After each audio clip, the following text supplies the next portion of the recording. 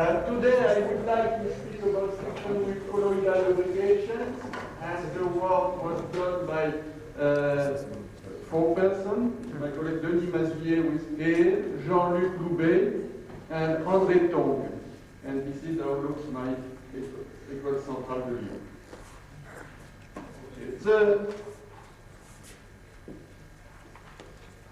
The plan of my talk is divided in 3 parts. The first part is thin film with elastic contact,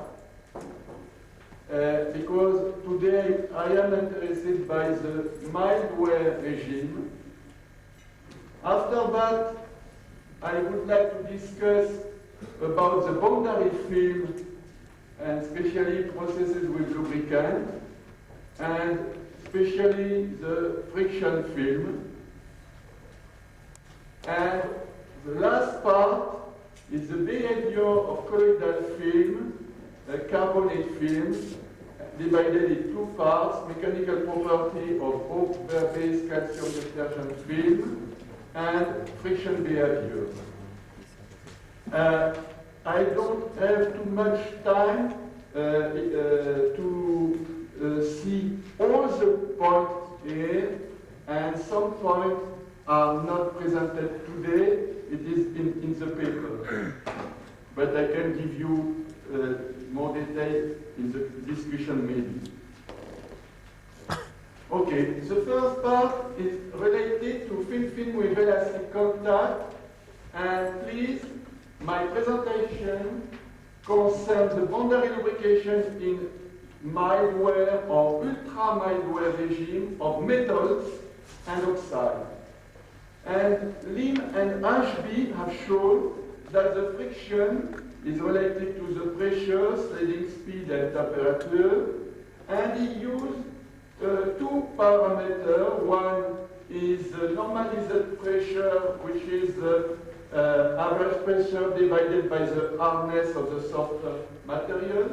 And the second parameter is the normalized speed, which is the sliding speed multiplied by the Herschel contact radius divided by the thermal diffusivity.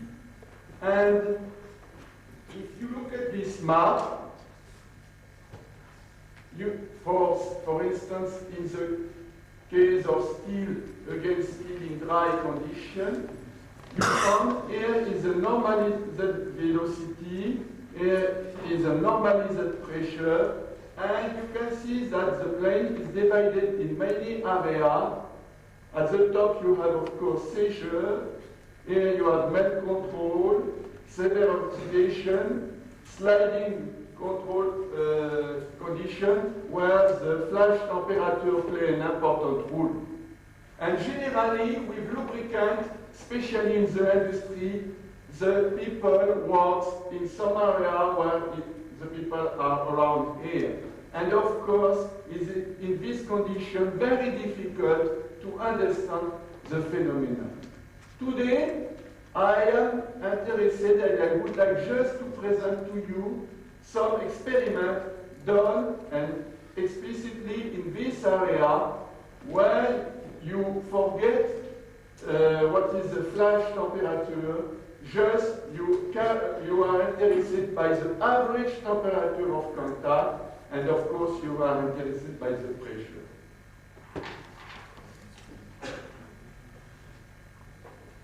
Thin films with elastic contact means the nature of contact at 3 scales. At the macroscopic scale, as I explained before, of course, you try to be on elastic contact. But the real difficulty is to be on the microscopic scale at the elastic contact also. Greenwood proposed to use the plasticity index, and it is known that if you take care and if the plasticity index is less than 1, maybe you are in the elastic condition. At the nanoscopic scale, you have the film thickness. I'll show you later what is about this film. But the problem is What is the meaning of standard deviation at this scale? What is the meaning of radius of curvature at this scale? And the development of surface force measurement, especially actually, is very interesting because you can check this relation at the nanoscopic scale. And if at fixed temperature value, we consider a small value of the sliding speed, let's say 1 centimeter per second is the top limit. And if you use EHD theory, for instance, for ball against plate, you found that the film thickness is proportional to the viscosity of liquid, the viscopressure coefficient, and the speed. And by using the appropriate formula, you found the film thickness in the range of 1 to 3 nanometers. And of course, because generally the height of the asperity that you have are very high in comparison of the film thickness, you say that the EHD theory doesn't work. A second problem is about the durability of the film. If you plot for one given temperature and one given speed, one given average pressure, how looks the friction against sliding time or number of revolutions, you found that, I don't speak too much about what is the static meaning, but you have almost constant friction coefficient, and after a certain time, you have an increase on one point. Suppose you slide a pin and disc like that. You see, here I have a little increase, and when you come back, you see the same increase, the same position, and so forth. Then, in the here, you see that the number of increase during the travel increase, and after that, in this case, you have the seizure. The real problem in the experiment is the fact that this quantity are very variable in value and not always reproducible. And for instance, the increase that you have, the first increase is generally correlated to some ploughing phenomena in the interface. Therefore, it is interesting to look at carefully these ploughing phenomena, but I don't want today to spend too much time about this phenomenon. Just I mentioned that you have two kinds of asperity. One asperity is due to the roughness of the solid itself, but the second type of asperity is due to the squashing phenomena of some film. And for instance, Dr. Child showed that if the theta angle, what is the theta angle? Suppose you squash some particle near one surface. I call 2a the diameter of this particle, and t what is the height of this particle. Child shows that if the theta is less than 3 degrees, these particles give elastic deformation of substrate. We have found ourselves that when the film thickness ratio is less than in the range of 100, we do not form groove on the surface. In our case, A is typically in the range of 0.5 to 10 micrometer, and T is generally in the range of 10 to 100 nanometers. Okay, this is what this concludes the first part of my talk. The second part is correlated with the principle of the boundary lubrication. Briefly, I give you a physical process with lubricant. This is very brief. Secondly, I insist on the principle of formation of friction film. And finally, I discuss what are the relevant mechanical properties of the friction film.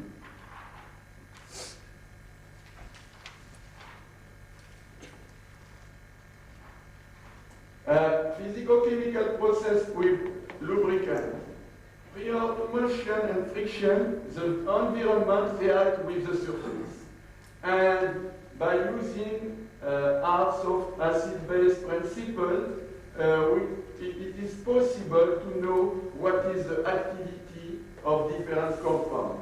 There's a lot of experiments done, especially, for instance, in Japan, to show that polar compounds do not absorb on metallic surface, but on oxide. And fresh metal behave like a soft acid and react relatively with unreactive compounds like benzene. But in industrial lubricants like anti-wear additives, these additives are always associated with other additives. And of course, we can have some interference, like for instance, the first type is a chemical reaction between, in the liquid state between the additive molecule. The second is a competition of adsorption process with the surface. And thirdly, some additives, like the detergent, prevent the product which is created at the surface during the friction, and thus modifying or disturbing any film formation. But the principle of the film formation is given in this here. First, you have to think about the interface material. You have chemical reaction products like oxide, sulfide, created on the surface. You have adsorbed compound, surfactant, polymer, resin, colloid, and also in the interface, I'll show you later, you can have some colloidal product in the bulk like flock or compact. And due to the tribological condition, pressure, temperature, and especially also the geometry of the solid interface and the shape of the convergent entry is an important parameter. You can see later a picture of that. You create solid film, and the characteristic of this solid film depends on the size of the particle unit and the nature of the binding, and of course the mechanical transformation. And depending on such characteristics, you have some consequence to the rheology of the film and to the wear mechanism.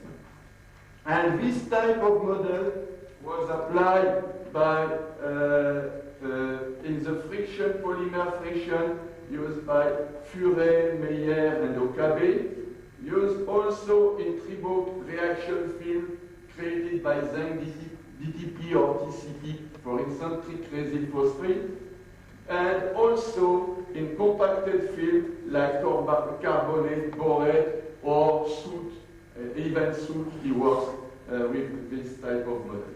Today, I would like to insist on tribo reaction film, zinc DTP, and compacted film.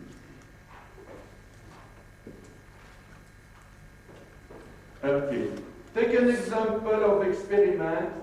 Suppose you are doing a friction test with the formation of the friction film. Let's say, suppose you use steel against steel at a pressure of 10 power 9 Pascal, and you measure the electrical contact resistance. Here, the electrical contact resistance here is almost zero, mean, you know, in the range of between 0 and 1 ohm. Here is around 10 ohm. Here is higher than 10 power 4, for instance, ohms. And you slide, for instance, a ball against a plate, or a plate against plate, I'll show you later, and you record how the electrical contact resistance varies against 10. In the case of lubricant is without additive, is pure bias oil, or is pure Dordrecht, for instance. What you found is that the electrical contact resistance stay at the low value, and at the same time you see that the wear rate stay constant, and you have, I'll show you in a few minutes, the formation of oxide on the surface. But if you had an additive at low percentage, like zinc dithiophosphate, at, for instance, a good temperature, for instance, 80 degrees for one given chemistry of zinc DTP. And secondly, if you make the same experiment, you see that at the beginning the electrical contact resistance has a low value, then the contact resistance increased, and at the end the contact electric resistance reached almost the infinity. And in the same time, you see that the wear rate decreased by a factor will depend on the chemistry, but generally in the range of the low value is 10 and the highest value is 1000. And if you analyze how is the film formation, solid film formation in the two cases of, for instance, the particle, this is an example of particle. In the case of steel against steel pure Dordrecht, you found that the particles are foil-like wear fragments, and here is the scale 1000 angstrom, which means you have particles on the range of some micron, but very thin particle thickness in the range of 300 angstrom. And this type of particle is very nicely analyzed by using TEL analysis, which means you can make diffraction and see, for instance, that you have agglomerated some crystalline oxide. But if you had in the solution Dordrecht, you found that you have almost the same shape of particles, the same range of dimension, but the nature is completely different. In this case, you have an amorphous layer. And my colleague Martin and Belin have spent time to analyze the nature of such triboreaction film in the case of zinc DTP, and we found that this type of film corresponds glassy material, and in violet I put the oxygen atom, in green the glass former cation, phosphorus and sulfur, and in yellow the modifier cation, which are iron or zinc. And the important result that we have found is the fact that phosphate is formed by thermal processes, and that the crystallized iron oxide that you have seen at the first slide could be digested in the structure by the friction and induce a diffusion process of cation in the iron in the network. If now you don't take zinc DTP, but you use a colloidal system like calcium carbonate, you can have this picture. This picture was made by just making sliding again a 5200 steel ball against a 5200 plate, also 5200, and we put a lubricant. And just we begin the friction a certain time, not too much as I explained before, and then we remove gently, and we do not remove the lubricant, we try to dry the lubricant. And what we found that the carbonate, which is dissolved at a volume fraction of 0.1 inside of the solution, it appears in the form of flock, and will show you how the particles flow around the contact. But if here is the Earth's area of contact, you can see that the entry, as the singer showed you some days before, you have a compacted film, and this compacted film has want to go through the contact. And now, what I would like to show you in more detail in a few minutes is what is the mechanical property of such film, how flow this film inside of the contact.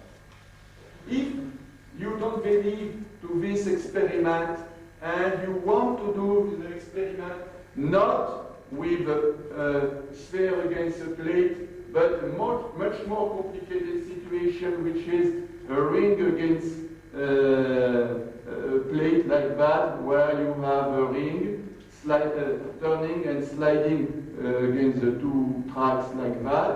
This is very good for chemical analysis because you don't have all the area of contact that you see before, and you can create on the area plotted in red here after a certain time a film. For instance, see here is the wear rate against the distance. You find the same law that I showed you before, and you can see that the electrical contact resistance begin at low value and increase to infinity.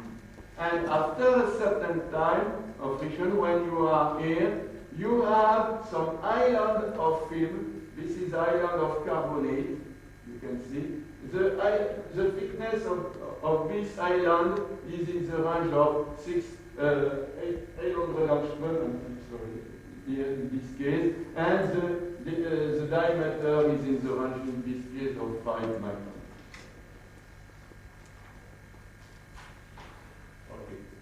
Now the question is, what are the mechanical properties of such film? And to do that, I found two ways to measure the mechanical property of friction film. The first possibility is to use trigonal annotation, and trigonal annotation gives you the elastic modulus and the hardness of the film. The second possibility is use what Professor Savkor showed you last week, middling theory, if you use static vibrotribometer, and in this case you can have some information of the shear modulus of the film and the friction between the film and the interface. What we have done is exactly that. First, we take a plane, we create a film like here, and when we have this film, we put on the steel plate with the film a new ball here. And just at this new ball, we apply the load, and we apply tangential displacement, and we measure the tangential force. If you plot here the tangential force against the tangential displacement, if the displacement, assume for instance the diameter here is in the range of 200 microns, for instance, for steel against steel. If you have a displacement here of 1 micron, in this case you have a loop like that, and because you have, as the Professor Savkor showed you, crack inside the contact and many phenomena. We don't want to have that, and we want to have a purely elastic solicitation, and this need to use a very small displacement indeed in the range of 200 or 300 angstrom for this solicitation. In this case, we avoid the cycle and we have pure adhesion, and we measure the slope, which is the tangential stiffness. But because the tangential stiffness in this case corresponds to the stiffness on the middling theory, in the case where you have no film, just you had the film, therefore you can determine by making the sum of the inverse of the stiffness, you can determine what is the stiffness of the film, and by knowing the stiffness of the film, by knowing the area coverage, you can have some formula which will give you the elastic property of the film. The second method is due to the annotation phenomena. If you use a trigonal annotation, you can, and for instance, Pollock has done a lot of experiments like that. You apply the trigonal annotator on your surface, and what we do is we measure the elasticity of the film during the unloaded state because it is possible to show that on loading state you reach the elasticity of the film. Okay. If now, by knowing these two phenomena, you make comparison of different type of film, and here we have 4 pictures. This picture corresponds to oxide film, obtained for instance with pure paraffin. The second film here corresponds to zinc DTP film, which is, as I showed you before, like phosphate glass film. Here is calcium carbonate film, and here is what the people call friction polymer type film, which is a film due to reaction with complex ester. And if you measure the elasticity property of the film, we found that the elastic property of the film are in the same range of value.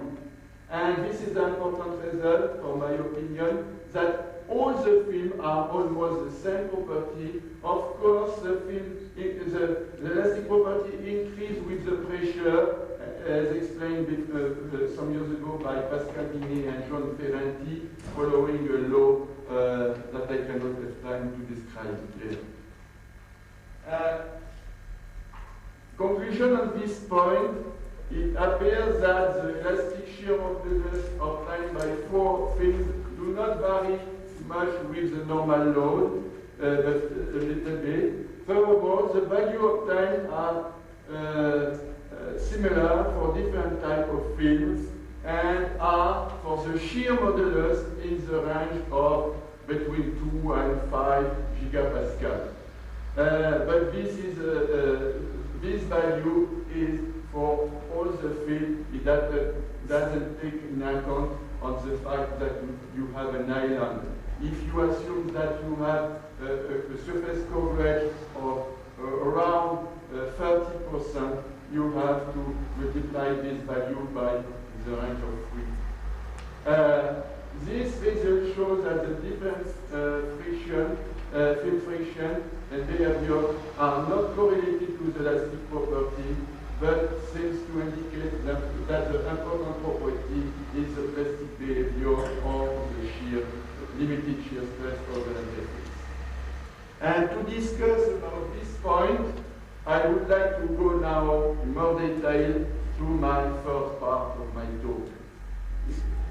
Is the behavior of the colloidal film. I divide this part in 2 parts. First, I would like to study the mechanical property of over-based calcium detergent film. And secondly, I would like to study the friction behavior. Mechanical property of the over-based calcium detergent film. Let me first begin with what is the lubricant. Secondly, what are the instruments used. Then I would like to compare 3 types of film, dry deposit of colloid to have an order on what is doing with the core of the film, and compaction of an adsorbed film and friction film. Okay. My product looks like this one, like this picture. I have a sphere. Diameter is in the range of 100 angstrom with an accuracy of around 5 angstrom, measured by different methods like scattering and so forth. And at the here you have amorphous calcium carbonate, and at the top of this calcium carbonate, this particle is stabilized by some sulfonate. And to show you how looks the particle, this is a picture made inside of electron microscopy. Here is a carbon replica here, and fortunately we have the chance that at the edge of the carbon replica one colloid adhere. And here it is another carbon replica.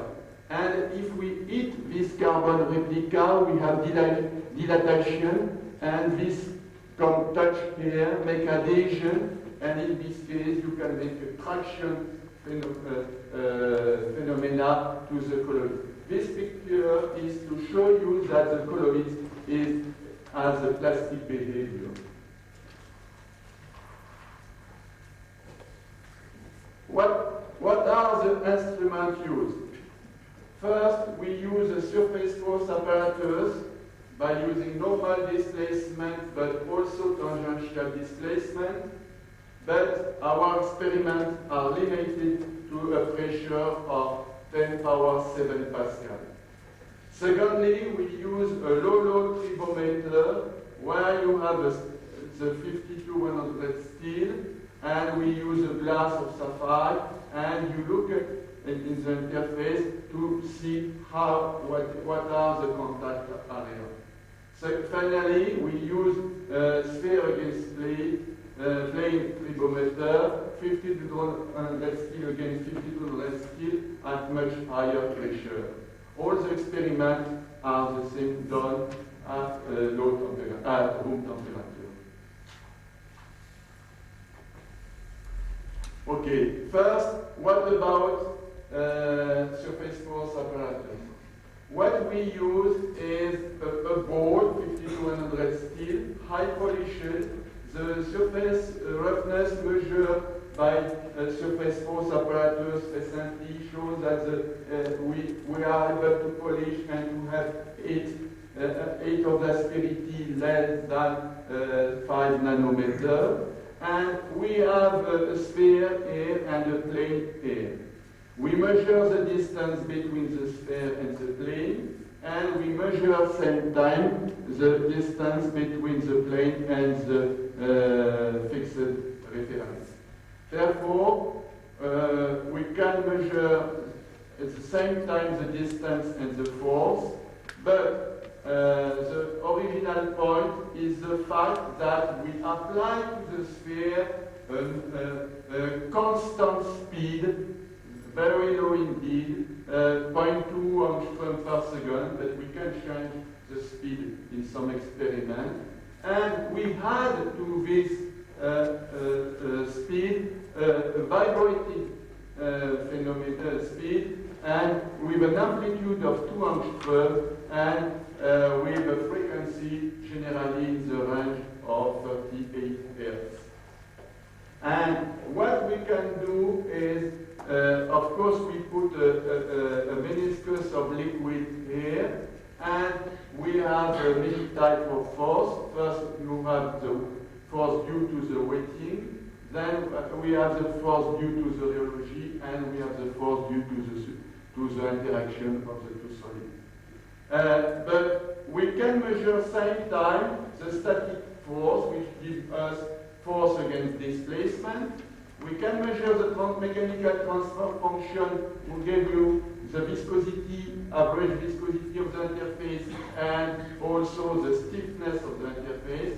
And we can measure also the electrical component, will give you the capacities between the sphere and the plane. And in some cases, not today, but sometime, we can stop the distance and look what is the tunnel current. And today, in the experiment of today, we use a speed of 1 angstrom per second. This is a picture will show you exactly that in a few minutes. But after that we have done, in the second experiment, by using the same sphere, the same plane, the same liquid, we control the distance d here, and we apply a displacement here in order, and we here. I'm sorry, and we measure same time the tangential force and the tangential stiffness at speed low. D in this direction is 10 angstrom per second. Okay. What is how we define our zero? Because this is an important problem in such experiments. First, about the squeeze study, Suppose you have the sphere of radius r, and here is the distance. Nobody knows that when we begin where is 0. And assume you have a pure Newtonian fluid. Assume eta star is the viscosity. Assume that epsilon is the dielectric constant. It's possible to show simply that the damping coefficient, which is the force divided by the normal speed, is equal to a constant multiplied by the viscosity, the radius power 2, and here the distance. And same time, the derivative of the electrical capacitance is also inversely proportional to the distance. Here is the dielectric constant, and here is the radius power 1. Which means that if you plot the inverse of the damping and the inverse of the capacitance, you have two straight lines. And in our experiment, we use this electrical measurement as reference of 0, because what we want to see is, for instance, absorption of colloids to the steel, and colloids is not a conductor, and we assume, I show you later, that the dielectric constant doesn't change because we don't go too close to the surface. And now, if you have a layer here, assume that you have a Newtonian fluid plus a viscoelastic layer. This is the radius R. Here is the bulk liquid with viscosity eta star, and you have a layer thickness T with a viscosity eta 0. If you plot the inverse of the damping function against the displacement by using the same definition for capacitance, I take your attention to the fact that I measure at grid distance the variation of the capacitance. When I say grid distance, it is in the range of 1,000 angstrom. For me, it's grid distance. Okay. And in this case, by extrapolation, I see where is 0, electrical 0. And if I have no layer, I have this curve. But if I have a layer, the curve is like that. And it's possible to see that the extrapolation give you value T equal 1 minus eta star divided by eta 0. And because in the same time you measure the stiffness, when the sphere touch the layer, we have a sudden increase of the stiffness, and this gives us a detection of T, which means that we measure eta star by the slope in this region. We measure the thickness by this method, and by using this equation, we define what is the viscosity of the layer. And because you have already made calibration with colloids inside of Dordrecht, we know that for each concentration, what is the average viscosity value, which means that we can know what is the average concentration of colloids inside of the layer. Okay, before to show you the curve, I prefer to explain to you by a sketch what it's doing. At the beginning, you have two colloids, diameter is 100 angstrom, inside in the bulk solution. Okay? And I use very low concentration of colloid, 10 minus 4. But my colloid was stabilized, but not too much, which means that you have a slight flocculation after some days. And because the Hamaker constant between two colloids is less than the Hamaker constant between one colloid, carbonate and steel, after a certain time, and in our experiment this takes 10 hours, we have like almost a monolayer on each surface of colloid. And when we squeeze plane against the sphere, the Dordrecht molecule go away, but the colloid stay inside of the interface. Remember that the film thickness is, when I say, for instance, 6C, this means in the range of 600 angstrom, because C is equal to 100 angstrom. When we reach 600 angstrom, we have a bridge, and we found, in this case, a beginning of stiffness. And when we squeeze much more, we have the case where we have almost, in average, three layers, and we squeeze in the range of 2 layers. And if we compute, according that I explained before, what is the volume fraction, average volume fraction of the film in this case, we found in the range of 0.3, and in this case we found in the range of 0.5. Okay. Now, this is the original curve. Here is the normal force against the distance. Remember, the 0 is given by the electrical capacitance. And in red is the damping function. And you see, you have not a straight line, you have deviation of straight line. And here, look, here, at this point, you have the beginning of the stiffness and the beginning of where you don't follow the straight line. But at some point, we have an increase of the force, and generally, we found that the stiffness is much more sensible than the normal force. And we begin later, we feel later the beginning of increase of the normal force. And that we have done is exactly that. We touch, and then we remove a little bit, and then we touch, and remove a little bit, and so forth.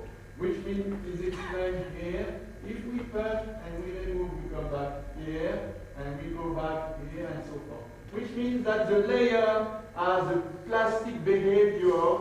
We compact the layer, and if you look at of the same value here, you do not have any variation of the stiffness, which means that during this process, the elastic property of the layer stays almost constant. Okay, and I'm sorry, I go too fast. By doing the radius and such type of distance and the stiffness and so forth, it's possible to compute what is the elastic modulus of the film and what is the pressure on the column.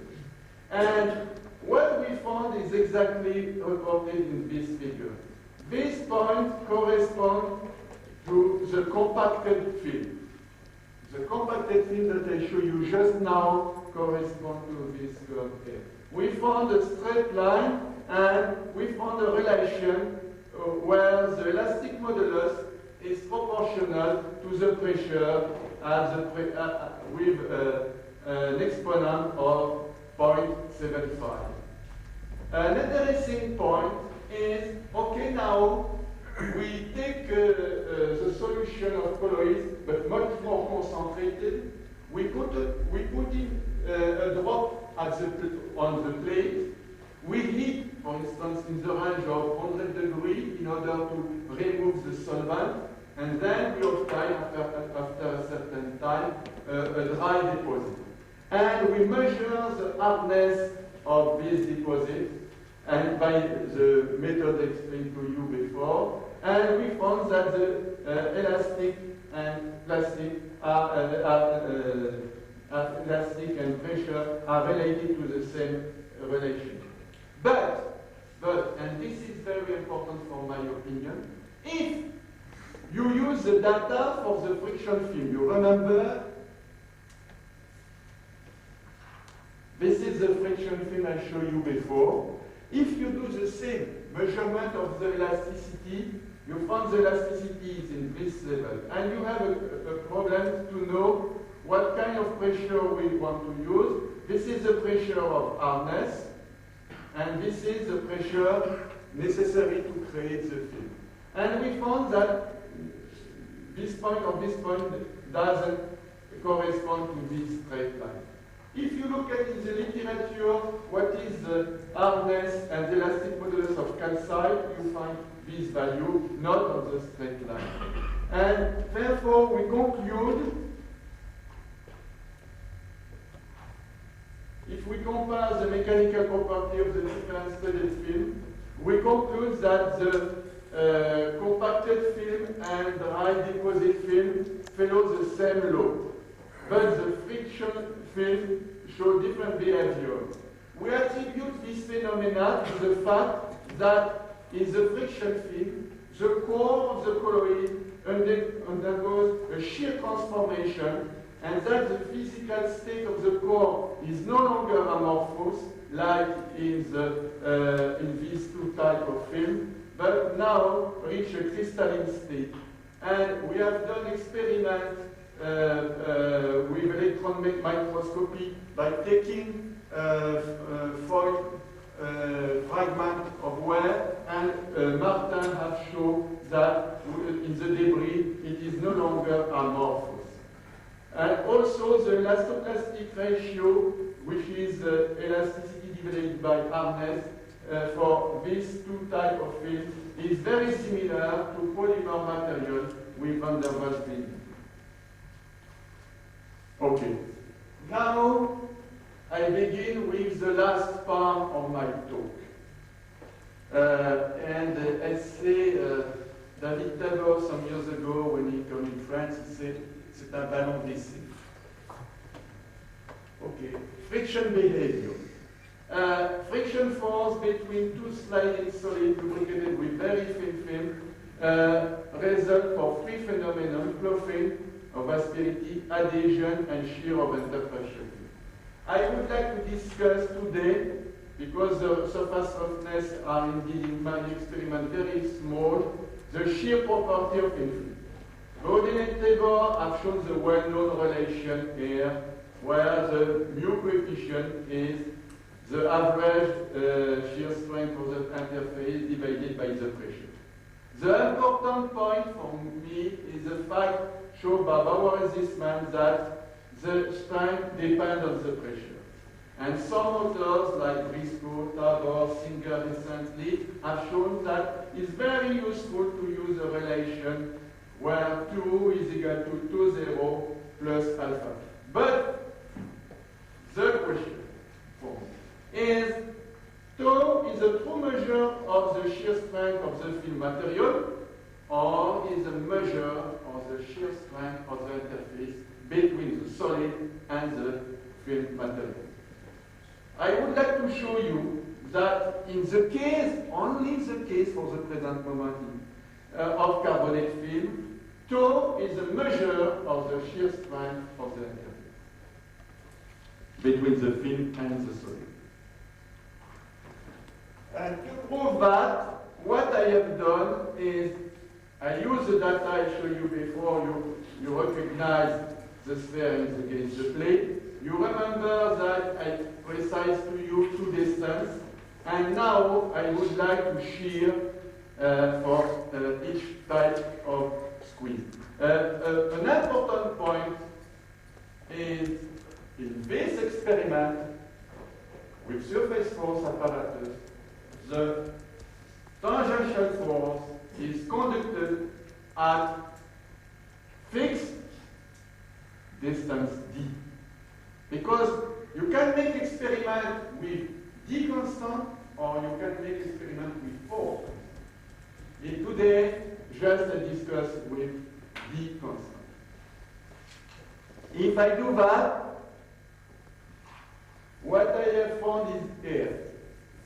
Here is the, you remember, is the case where I have almost three layers in the interface. You remember that the volume fraction is not very high, it's 0.3.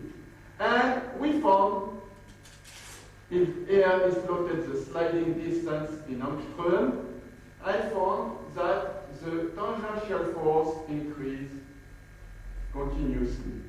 And in the same time, the dynamic tangential stiffness increased without too much perturbation.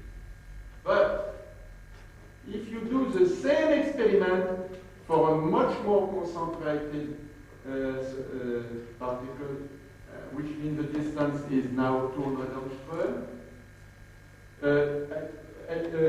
please, you have to see that the distance is in the range of 10 diameter of colloids. Here I am in the range of only 50 angstrom.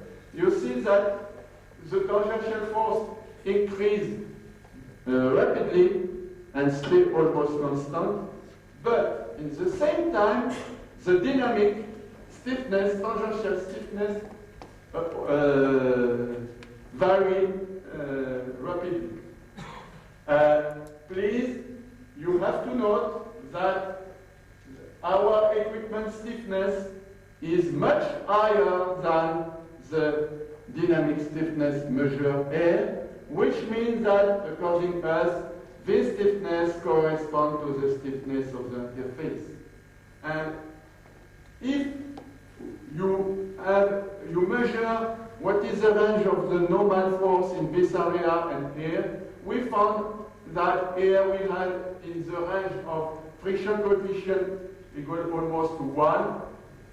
I cannot give you much more precise measurement because when we've done this experiment, the apparatus was not in such conditions that now. Now I can make better experiment, but here is a crude experiment. Here the friction coefficient is almost 1, and here is 0.2.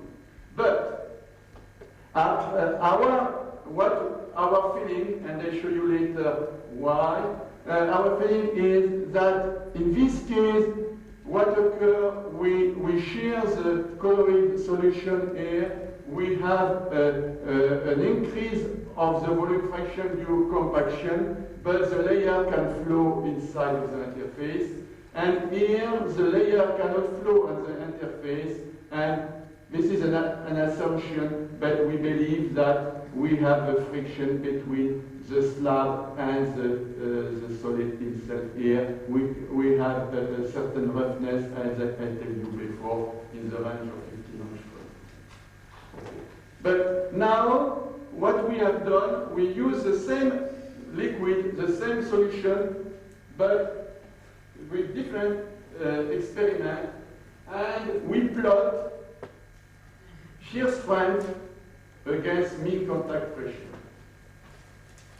Many data here coming from 3 types of tribometers. Here is the 2 experiments shown before with surface force apparatus. This experiment was done by low load tribometer by looking through the contact optically, and this is with spin. Okay. The range of the pressure, 10 power 5 to 10 power 9, and we found that here we have the slope equal -1, almost, and here we have homogeneous flow. Okay. If you remember the hardness of the layer of the core of the colloids, the layer is exactly here. Okay. And what we are thinking about for this region? At the pressure, it's convenient. Thank you very much. For pressure less than the hardness of the core, we have the sphere and the plate with the layer. The surfaces are not deformed, and we apply the elastic foundation model I call the matrix of Johnson. And we found that it is known that the load is equal to some constant. Here is elastic modulus of the film. Here is the radius of contact, radius of the ball empty. And for given radius and for given film thickness, we found that the load is proportional to the elasticity and to the radius power 4. We have found experimentally that the elastic modulus is not constant but depends on the pressure. Therefore, we found that F is proportional to the radius power 10, and it was exactly verified by our experiment by looking inside of the contact. And because we do not we see the mattress statically on the contact, we think that at high pressure, which is pressure higher than the hardness of the core, tau is proportional to alpha p. We found alpha in the range of 0.04 for this pressure, 0.055 for this pressure, and the data agree very well with the paraffin for Bridgman. Remember that the solidification pressure of dodecan is exactly in the range of the hardness of the core, and this is not very good for us. For this reason, we have to do some more experiment.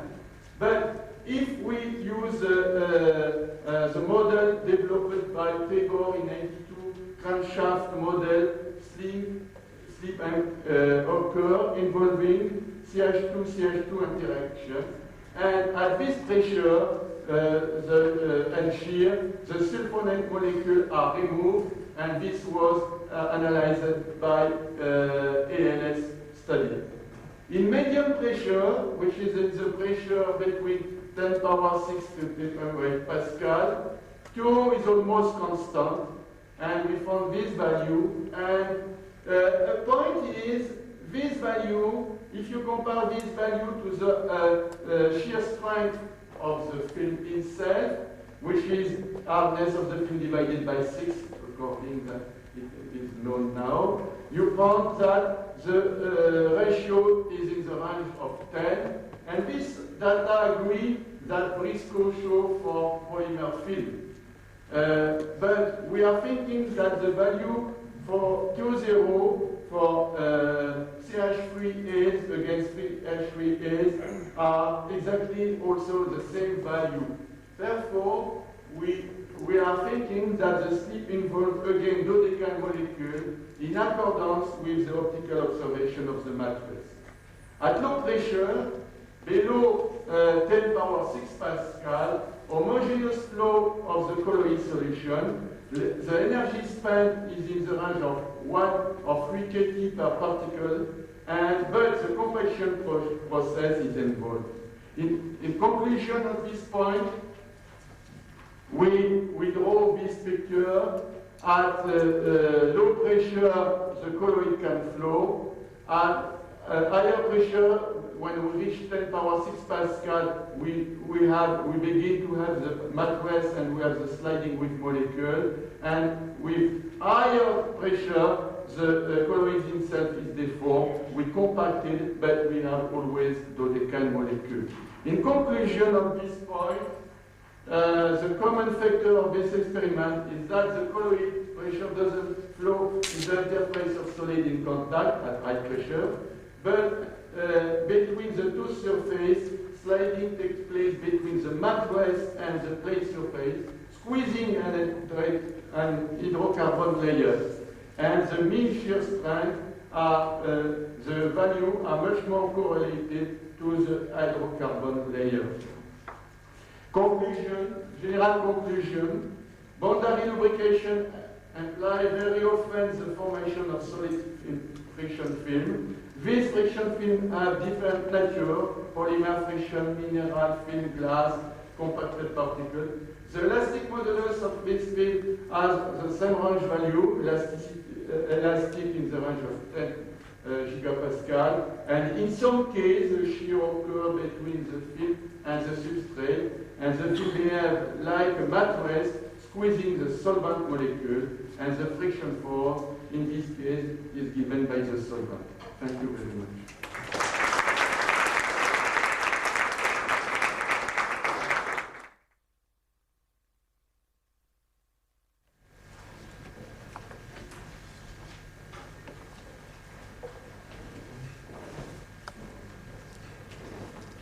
I'd like to ask someone about a detail of the nano-load displacement experiments that you used to determine the elastic modulus and the hardness of the thin films. One of the common situations in such testing of thin films is the so-called anvil effect. What?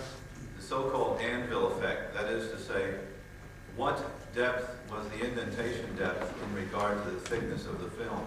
That is to say, is the substrate influencing the values you get? And can you detect the influence of the substrate by a change in the slope of the load displacement curve during indentation? Thank you for your question. This question is a little bit outside of my talk, but I can, of course, answer to your question. Actually, in France, we have a lot of experiment and modelization about this problem. Two cases occur when you have a softer layer, which is the case here, which is much more simple than when you have hard layer. Hard layer is very difficult with modelization because you, if I can draw, generally the indenter are looked with some plate like that, and we punch, and it's very complicated to analyze the hardness of the hard layer. I don't speak about that. With the soft layer, we can, as I tell you, we can detect, for instance, the substrate. But the problem that we have with the soft layer is indeed the curvature of the contact.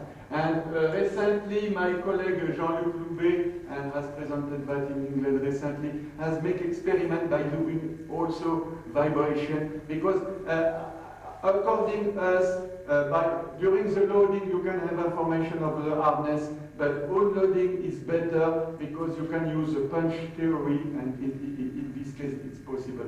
But also you have to realize that for some layers it's impossible to make a measurement because the rule of 1/3 are not possible depending on the structure and the, it's not an easy. But we have done for implanted ceramic recently, and it works. No Hi, Dan Leta, Exxon Research. I just wanted to ask, it looks like at very low, extremely low pressure, that you're measuring the elasticity of the softening film.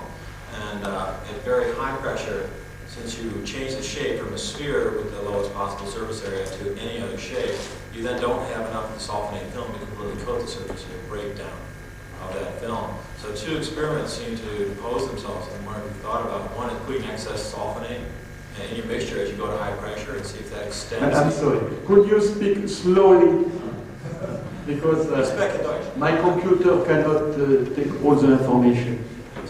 Okay, if you put in additional softening, does that extend the pressure at which you have fracture and you go, when you go to the -1 slope?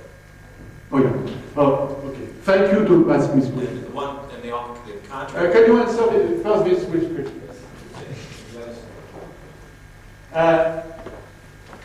If you are familiar, I am very sorry because during my talk it will be very good if I stop and I say, oh, remember the work of this man, or remember the work of this man, and apologize for all the brilliant researcher who has done everything before me.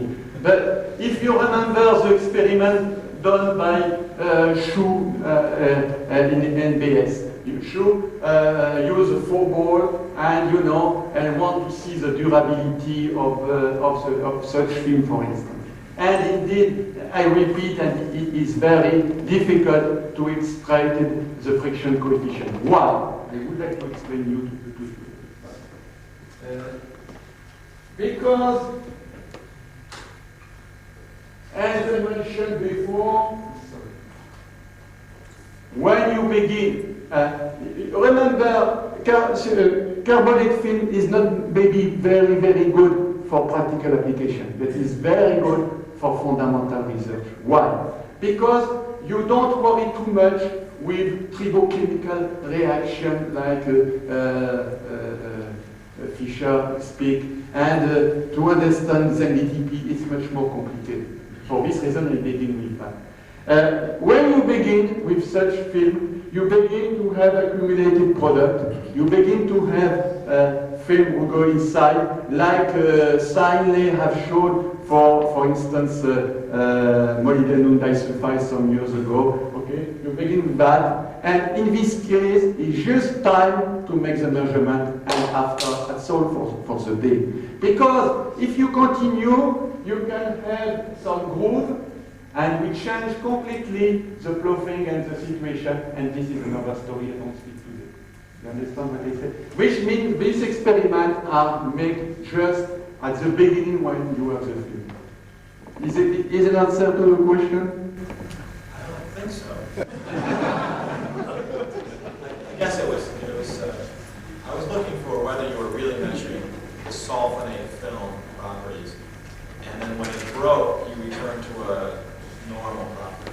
I was curious if you had tried to remove the sulfonate film from the colloid, using reactive oxygen, something like this, and then try to do the nano tribometer experiment again, where you do not have, where you only have a calcium carbonate small particle, not a colloid. Do you know what I mean? Yeah. In other words, can you deposit the colloid, okay, with the sulfonate around the calcium carbonate, remove the sulfonate reactively by combustion in excited oxygen, and then repeat the experiment? I understand. You speak about. I understand. Your question is related to the removal of that.